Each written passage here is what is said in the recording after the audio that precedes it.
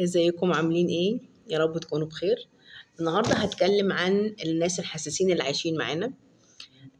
الناس الحساسين اللي عايشين معانا او الناس اللي بنحس ان هم بيزعلوا من حاجات كتير قوي وبيتضايقوا من حاجات كتير قوي واقل حاجة تأثر فيهم. الناس دي عندهم حساسية انفعالية او emotional sensitivity. الايموشنال sensitivity جاية من ايه؟ ممكن يبقى ليها كذا كذا مصدر. الاساس بتاعها جيني، الاساس بتاعها وراثي. يعني ايه؟ يعني الطبيعي بتاع الناس دي الاميجدالا نشطه.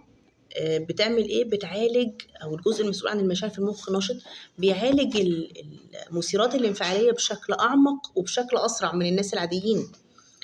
وده السبب اللي بيخليهم طول الوقت في حاله من الاجهاد الانفعالي.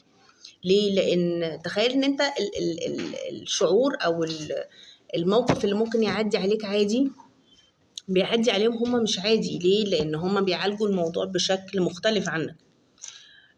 فده بيعمل لهم زي ما قلنا اجهاد انفعالي. هم طول الوقت محطوطين في دايره مشاعر سلبيه نتيجه لمواقف بيعدوا بيها في اليوم العادي. فده بيخلي الدنيا صعبه جدا معاهم.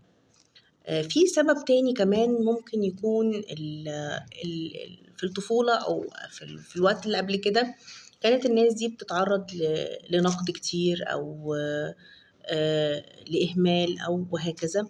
فبقى عندها تركيز كبير جدا على الانفعالات، أو إن هم بيبقى تركيزهم على ردود الفعل الانفعالية كبير جدا كآلية تكيف.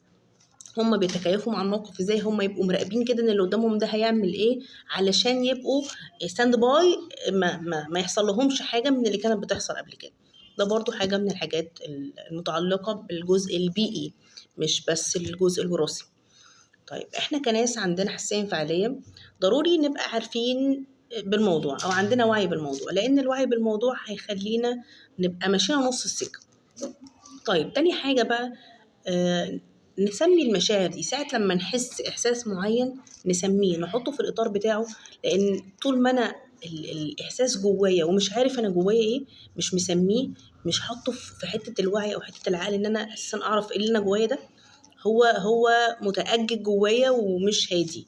فحتة إن أنا أسميه أو أتعرف عليه أو أعرفه، دي حاجة من الحاجات اللي بتخلي الدنيا تهدى شوية. بعد كده، بعد ما بنسمي الشعور، بنبدأ ننظم بقى أو نتعلم استراتيجيات تنظيم الانفعالات دي. إزاي ننظم انفعالاتنا دي؟ بطرق متعددة، طرق جسمية زي التنفس العميق، زي تمارين الاسترخاء وهكذا. وفي طرق تانية بنتعامل بيها برضو معرفية. الحاجات دي بتساعد جدا إن الانفعال يتحط في إطاره الطبيعي، ما يبقاش الدنيا مبالغ فيها زي ما إحنا متعودين طول الوقت بسبب موضوع الحساسية الانفعالية.